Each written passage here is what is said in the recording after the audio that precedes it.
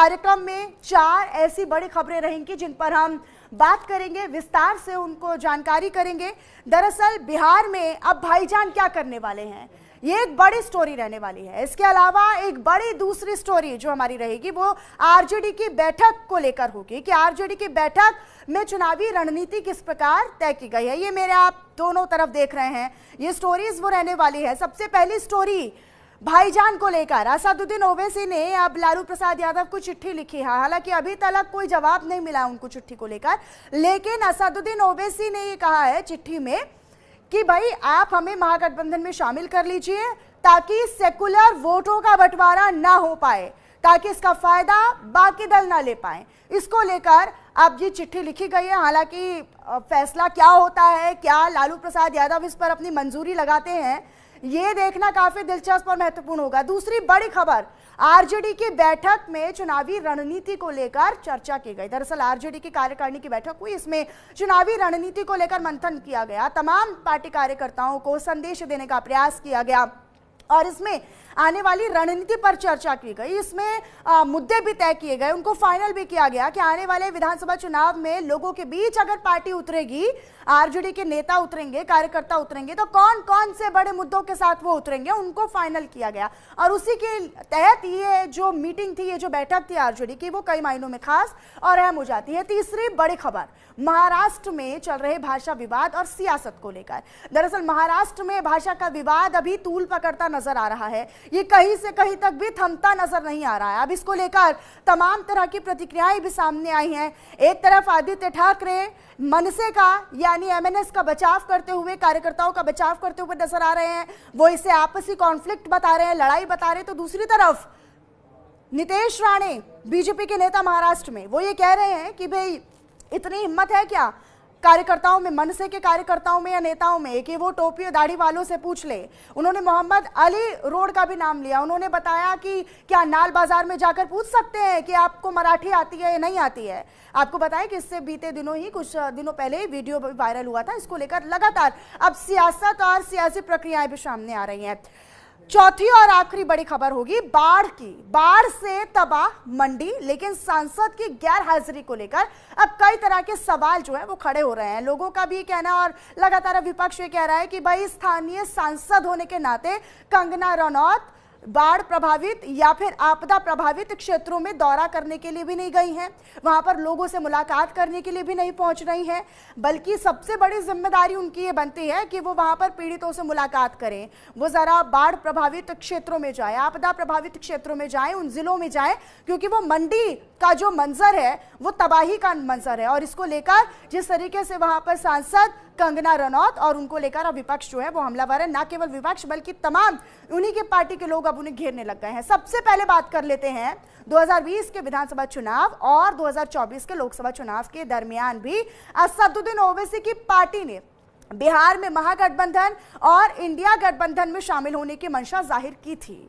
2020 के चुनाव में तो एआईएमआईएम ने महागठबंधन का खेल ही खराब कर दिया था। अब बिहार में इंडिया गठबंधन का हिस्सा बनने के लिए असदुद्दीन ओवैसी की पार्टी बिल्कुल व्याकुल है, बेचैन है। लेकिन तेजस्वी यादव और लालू प्रसाद यादव अब तक तैयार नहीं हुए हैं। असदुद्दीन ओवैसी की पार्टी ने चिट्ठी तो लिख दी, लेटर तो लिख दिया, लेकिन अब उसके जवाब में सन्नाटा छाया हुआ है। कोई जवाब अभी उस खेमे से नहीं मिला है। सूबे में यानी प्रदेश में ओवैसी तमाम छोटे छोटे दलों के साथ मिलकर तीसरा मोर्चा बनाने की भी बात कह रहे हैं, इसी कवायद में है। इंडिया गठबंधन का हिस्सा बनने के लिए असदुद्दीन ओवैसी की इच्छा जाहिर करने के बाद भी ओवैसी के ऑफर को लालू तेजस्वी ने स्वीकार अब तक नहीं किया है। और क्या भविष्य में इस पर मुहर लगती है, ठप्पा लगता है, यह भी अभी संशय का विषय बना हुआ है। एआईएमआईएम के बिहार प्रदेश अध्यक्ष और विधायक अख्तरुल इमान ने लालू प्रसाद यादव को एक पत्र लिखा और ये कहा कि सेकुलर वोटों के बंटवारे को अगर रोकना है, अगर सेकुलर वोटों को बंटने से रोकना है, तो फिर एआईएमआईएम को महागठबंधन में शामिल करना जरूरी है। ये उन्होंने बात लिखी है बाकायदा। लेकिन आरजेडी का ये कहना है कि अगर ओवैसी को साथ देना है तो बिहार में वो चुनाव ना ही लड़े तो बेहतर है। इसको लेकर तमाम तरह की जो प्रतिक्रियाएं हैं वो भी आ रही हैं। मृत्युंजय झा ने क्या कहा है, मनोज झा ने क्या कहा है, वो भी आपको सुनवा देते हैं।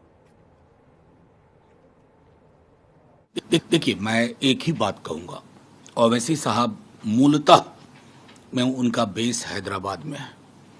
उनके चुनाव लड़ने से क्या होता है नहीं होता है ये ओवैसी साहब भी जानते हैं, उनके सलाहकार भी जानते हैं। अगर आपकी मंशा है कि बीजेपी की अधिनायकवादी चरित्र को शिकस्त दी जाए, अगर नफरत की उनकी राजनीति को शिकस्त दी जाए, तो कई दफा चुनाव ना लड़ने का फैसला भी उसी तरह का फैसला होगा। मुझे उम्मीद है उस पर विचार करें। कई बार चुनाव में ऐसे क्षण आते हैं जब आपका ना लड़ने का फैसला तेजस्वी जी के नेतृत्व में पूरे महागठबंधन को, मैं समझता हूं कि आप उस संदर्भ में सोचिए कि महागठबंधन ने एक लंबी लकीर तेजस्वी जी ने खींच दी है।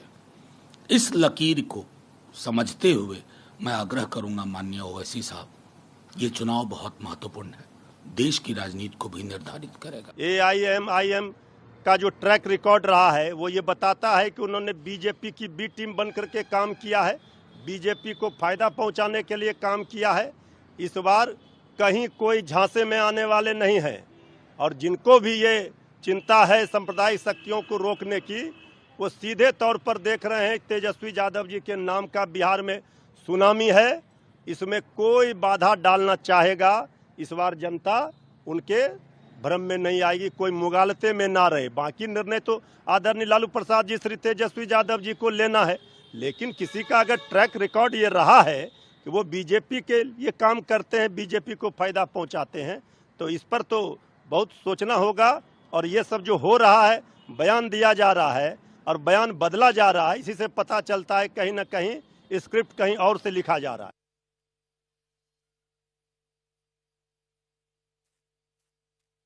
नेताओं की प्रतिक्रिया आपने सुनी। मृत्युंजय तिवारी एक तरफ तेजस्वी यादव की प्रदेश में आंधी आने की बात कह रहे हैं, तो दूसरी तरफ मनोज झा ने किस तरीके से कहा है कि असदुद्दीन ओवैसी अगर आरजेडी का साथ ही देना चाहते हैं तो वो प्रदेश में चुनाव ना ही लड़े तो बेहतर होगा।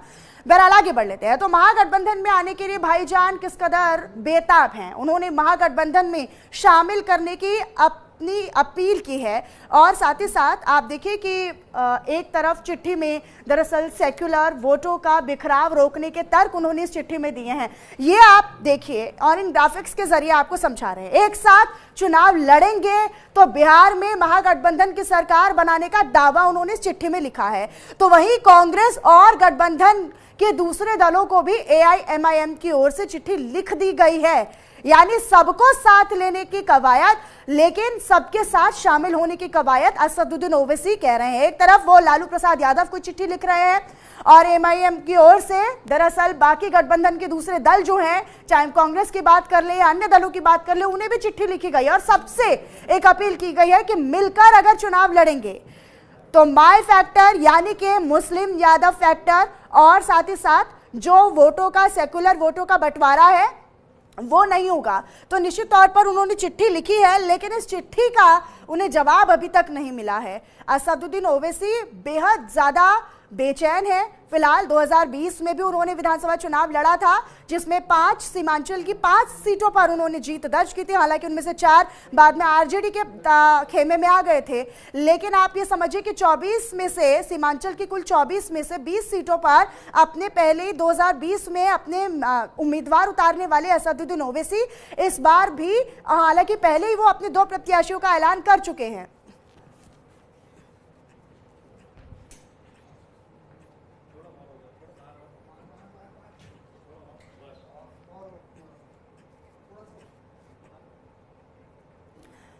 तो देखिए बिहार में आखिरकार सीटों का समीकरण क्या कहता है, क्यों इतनी कवायद बिहार में असदुद्दीन ओवैसी समेत तमाम दल लगाते नजर आ रहे हैं। बिहार का चुनावी रण क्या कहता है, विधानसभा चुनाव का रण क्या कहता है, वो भी आप जान लीजिए। किसने कितनी सीटें जीती 2015 की अगर हम बात करते हैं तो सबसे पहले 2015 में जो आकलन रहा, जो नतीजा रहा, वो आपके सामने है। 2015 की सीटों की हम बात कर रहे हैं। कुल सीटें विधानसभा चुनाव की 243 है, उनमें से आरजेडी की ओर से 80 सीटें जीती गई, बीजेपी 53 सीटों पर सिमटी, जनता दल यूनाइटेड 71 सीटें, इंडियन नेशनल कांग्रेस यानी कांग्रेस की ओर से 27 सीटें और एलजेपी 2 और बाकी अन्य दलों ने 10 सीटें जीती थी।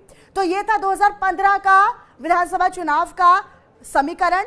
कि किसने कितनी सीटें जीती। अब 2020 पर आपको लिए चलते हैं। 2020 में कुल 243 विधानसभा सीटें, जिनमें आरजेडी 75 पर, बीजेपी 74 पर संतोष करना पड़ा, जेडीयू यानी 43 सीटें और 19 सीटें आईएनसी के पक्ष में आई थी। एलजेपी को 2 से घटकर 1 पर आना पड़ा। यहां पर जब 20 अपने उम्मीदवार उतारे एआईएमआईएम ने, तो उनको 5 सीटों पर जीत हासिल हुई। और अन्य दलों की बात करते तो 26 वोट फीसद पर आ जाते हैं, वोट प्रतिशत पर आ जाते हैं। 2015 में वोट प्रतिशत क्या रहा, किस पार्टी को कितने प्रतिशत वोट मिले, घटा या बढ़ा, वो भी जान लीजिए। आरजेडी को 18.35% वोट मिला, बीजेपी को 25 वोट मिला। इसके अलावा जेडीयू की बात करते हैं तो 17.3% वोट मिला, एलजेपी को महज 5.0% पर ही संतोष रखना पड़ा, जबकि कांग्रेस को 6.8% वोट मिला। वोट प्रतिशत का आंकड़ा 2015 में क्या रहा वो हमने आपको बताया। अब आगे बढ़ते हुए 2020 के वोट फीसद पर आ जाते हैं। वोट प्रतिशत 2020 में क्या रहा वो भी जान लीजिए। आरजेडी को 23.11% वोट मिला, लोगों का समर्थन मिला। बीजेपी का ये वोट शेयर का आंकड़ा 19.46 का रहा, जबकि जेडीयू को 15.39% वोट मिला। एलजेपी को 2015 के मुकाबले 2020 में 5.69% वोट मिला। एआईएमआईएम को 2020 में जब चुनाव लड़ा, 5 सीटें आई, तो उसमें 1.24% वोट मिलते नजर आए।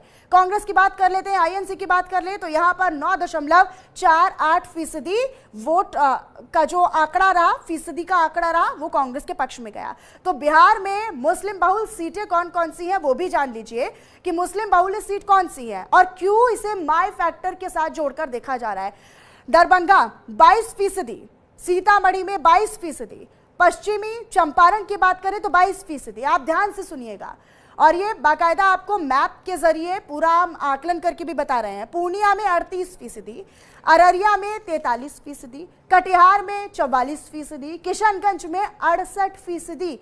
तो ये फीसदी और ये पूरा क्यों यहाँ पर मुस्लिम बहुल्य सीटें काफी ज्यादा महत्वपूर्ण हो जाती है, क्यों असदुद्दीन ओवैसी का ध्यान सीमांचल की सीटों पर है, वो हमने आपको बताया। और ये बेहद क्लियर है, बेहद स्पष्ट है कि किस तरीके से असदुद्दीन ओवैसी जो है वो गठबंधन में शामिल होने की कवायद करते हुए नजर आ रहे हैं। बिहार विधानसभा चुनाव 2025 की हलचल अब लगातार बढ़ती जा रही है। अब मीटिंग की बात कर लेते हैं। आरजेडी कांग्रेस हो या बीजेपी जेडीयू हो, सभी अपनी अपनी तैयारियों में हैं और अपनी अपनी बिसात बिछनी शुरू हो चुकी है। बिहार में कुछ महीने बाद विधानसभा चुनाव होने वाले हैं। आरजेडी की अगुवाई वाला महागठबंधन सत्ता में वापसी की ताक में है, तो वहीं एनडीए अपनी सत्ता बरकरार रखने की कोशिश में जुटा हुआ है। अब ऐसे में दांव पेच खूब ज्यादा चल रहे हैं। अब आज भी बिहार की पॉलिटिक्स के लिहाज से एक बड़ा दिन रहा। आज यानी 4 जुलाई को पटना में आरजेडी की राष्ट्रीय कार्यकारिणी की बैठक है।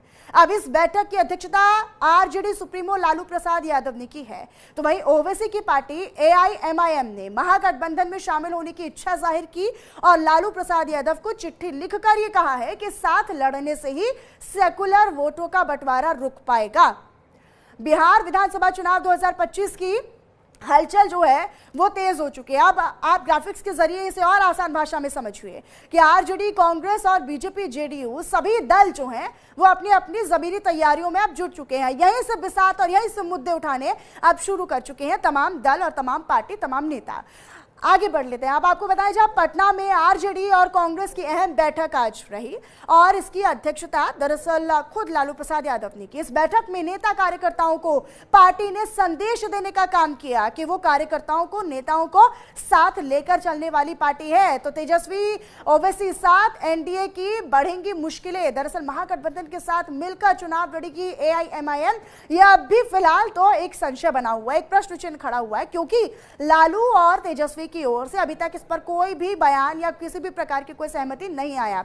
बिहार में सियासी गर्माहट इस बार कौन सा फैक्टर ज्यादा तूल पकड़ेगा? भाईजान का प्रपोजल, तेजस्वी का इंटेंशन, ओवैसी तेजस्वी साथ कितना बदलेगा चुनाव, ये एक बड़ा प्रश्न है। एआईएमआईएम ने पूरी रणनीति बदल दी है, तो तेजस्वी के पाले में अब गेंद फेंक दी गई है। चुनाव की तैयारी और संगठन को मजबूत करने पर चर्चा इस बैठक में की गई है। बैठक में नेता और कार्यकर्ताओं की भी मौजूदगी देखने को मिली है।